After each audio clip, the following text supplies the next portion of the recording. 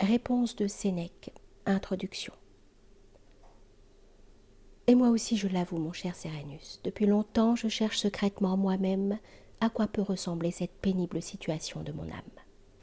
Et je ne saurais mieux la comparer qu'à l'état de ceux qui, revenus d'une longue et sérieuse maladie, ressentent encore quelques frissons et de légers malaises. Délivrés qu'ils sont des autres symptômes, ils se tourmentent de maux imaginaires. Quoique bien portants, ils présentent le pouls au médecin et prennent pour de la fièvre la moindre chaleur du corps. Ces gens-là, Sérénus, ne laissent pas d'être réellement guéris, mais ils ne sont pas encore accoutumés à la santé.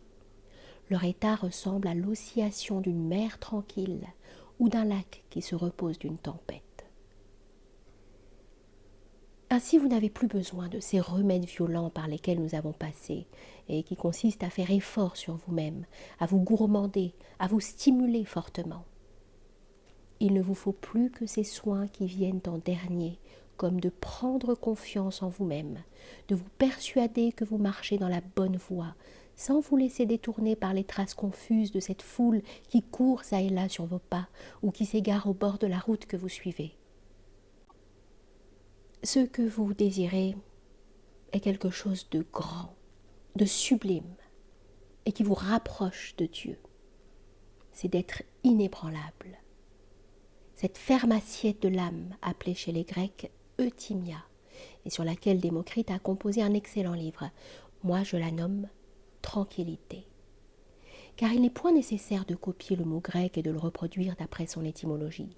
La chose dont nous parlons doit être désignée par un mot qui est la force du grec et non sa forme.